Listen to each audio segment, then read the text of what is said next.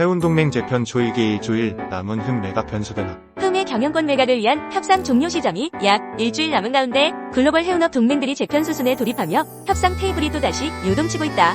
덴마크 머스크와 독일 하파브로이드가 새 연합군을 결성하며 흠 경영이 안개 속에 갇히자 매각 측과 인수 측이 미묘한 신경전을 벌이며 대립하는 한국이다. 29일 재계와 투자은행 업계에 따르면 페노션, JKL 파트너스 등 할인 컨소시엄은 지난주 산업은행, 해양진흥공사 등 매각 측에 글로벌 동맹 재편에 따른 흠 대응 방안 관련 프레젠테이션을 요청했다. 그러나 매각 측은 주식 매매 계약을 체결하지 않은 상태에서 회사 경영의 핵심 사안을 공개하기 힘들다며 거부 의사를 전달했다.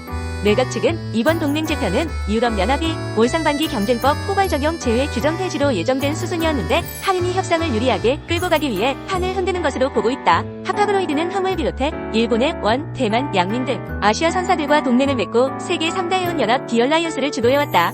그러나 하파브로이드가 이달 17일 탈퇴를 선언하고 1년 뒤 머스크와 새 동맹인 제미니를 달성하기로 하면서 글로벌 해운업계가 큰 변화를 앞두고 있다. 해운동맹을 재편할 새 연합군의 탄생에 실제 흠의 경영 환경도 한층 불확실해졌다는 진단이 나온다.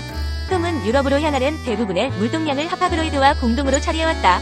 다른 유럽 선사가 포함된 새 동맹군에 편입되지 못하면 경쟁이 쉽지 않다는 의미다. 한림에서는 흠이 동맹 재편에 제대로 대비해오지 않았다면서 현재 매각 측의 요구대로 스파를 체결하면 경영이 만만치 않을 것으로 본다. 그러나 매각 측에서는 한림의 약한 자금력이 이번 협상을 계속 힘들게 만든 근원이라는 입장이다.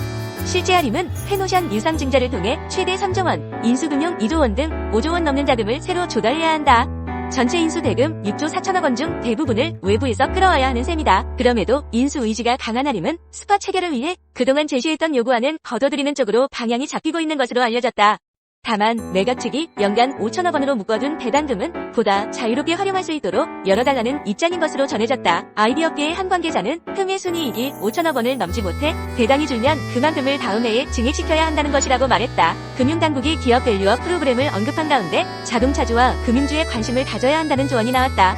또 실적 턴어라운드 가능성이 존재하는 일부 유통기업도 주목해야 한다는 평가다. 30일 김재은 NH투자증권 연구원은 금융당국이 기업의 주주가치 제고 노력을 독려하기 위한 기업 밸류업 프로그램을 언급했는데 일본 사례에서는 주주 한원 개선과 외국인 투자자 유입을 확인한 바 있다며 이같이 밝혔다. 앞서 증시 활성화를 위해 도쿄증권거래소는 2023년 3월 프라임 스탠다드 시장에 대해 주가 순자산 비율 1배 미만 기업의 경우 개선 방안을 공시하도록 요구했다. 동시에 PBR이 1배 이상이며 자기 자본이익률이 자기자 본비용을 넘어서는 우량주에 투자하는 JPX 프라임 150 지수를 출시하기도 했다.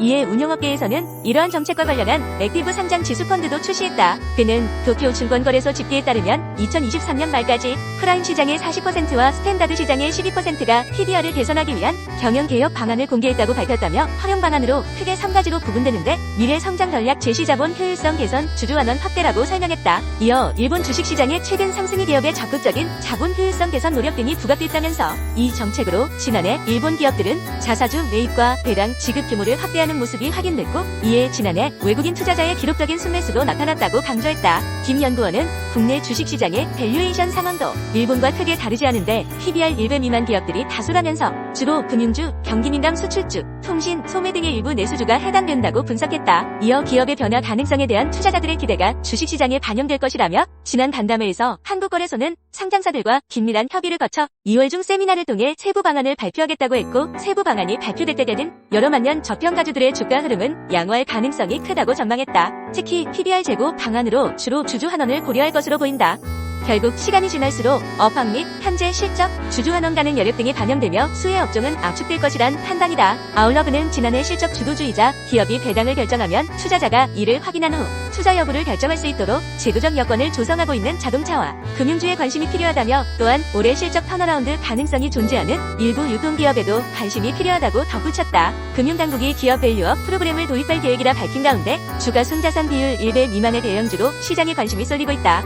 대신증권은 PBR이 1배 미만이고 시가총액 8조 원 이상 기업 중 하나금융지주, 현대차, LG 등에 주목해야 한다고 조언했다. 30일 조재훈 대신증권연구원은 우리금융지주, SK 하나금융지주, 신한지주, KB금융, SK이노베이션, KT 대한항공기아, LG전자, HD 한국조선해양, SK텔레콤, 현대모비스, 현대차, 포스코홀딩스, 삼성생명, 삼성물산, LG 등 19개 기업의 주주가치 제고가 기대된다고 말했다. 앞서 지난 28일 금융위원회는 오는 2월부터 기업 밸류업 프로그램을 도입할 계획이라고 발표했다. 이는 코리아 디스카운트 문제를 해결하기 위한 조치로 기업 가치 상승을 목표로 하는 것이다. 주요 내용은 상장사의 주요 투자 지표를 기업 규모, 업종별로 비교 공시하고 상장사의 기업 가치 개선 계획 공표 권고하며 기업 가치 개선 우수기업 지수 및 상당지수 펀드 도입 등 상장사가 기업 가치 개선에 힘쓰도록 독려하는 제도다. 작년 일본 증시 상승에 기여한 일본의 밸류업 프로그래미와 유사한 제도의 도입은 일본에서 찾아볼 수 있는데 2023년 4월 도쿄증권거래소는 PBR이 1배 미만인 상장사에게 주가 상승 개선안을 마련하도록 요구하기도 했다. 조 연구원은 TSE가 개선안을 요구한 후 지난 1월 28일까지 니케이 225와 토피스는 각각 24.8%, 22.5% 상승하며 나스닥을 제외하면 선진국 내에서 가장 높은 상승률을 기록했다면서 매크로 환경의 영향도 있었지만 일본판 밸류업 프로그램에 따른 기업 가치 제고도 상당 부분 기여한 것으로 보인다고 설명했다. 이어 작년 3분기에는 TSE에 상장된 기업 중 PBR 1배 미만인 기업은 2022년 4분기 대비 180개가 줄었다고 강조했다. PRB 개선이 크게 됐던 업종은 산업재와 IT, 경기재 등이었다. 조 연구원은 작년 4월 이후 현재까지 일본 증시 상승 기여도 상위 섹터이기도 하다면서 금융섹터의 경우 PBR 1배 미만을 탈출한 기업은 많지 않았지만 개선 폭이 컸다고 분석했다. 이어 PBR은 주가를 주당 장부 가치로 나눈 값으로 주가가 상승하거나 주당 장부 가치가 낮아짐으로써 개선될 수 있다며 기업 밸류업 프로그램을 통해 수혜가 기대되는 종목은 활발한 주주 가치 제고로 주가를 부양할 수 있는 현금 흐름이 양호하고 부채가 적은 기업이라고 설명했다. 일본은 많은 기업이 주주 가치 제고를 통해 주가를 부양하는 전략을 채택했는데 작년 5월 TSE에 따르면 주주가치 제고성 정책이 1년 전 대비 35.7% 늘어났다. 그 결과 주당 배당금은 작년 3분기 기준 전년 대비 평균 19.2% 증가했으며 배당 성향은 4.3%에서 5.2%로 증가했다. 아울러 그는 PBR 1배 미만으로 시가총액이 8조 이상인 기업 중 현금성 자산, 부채 총계, 영업활동 현금 흐름을 기준으로 선별한 기업은 하나금융, 지주, 현대차, LG 등 19개 기업에 주목할 필요가 있다고 덧붙였다.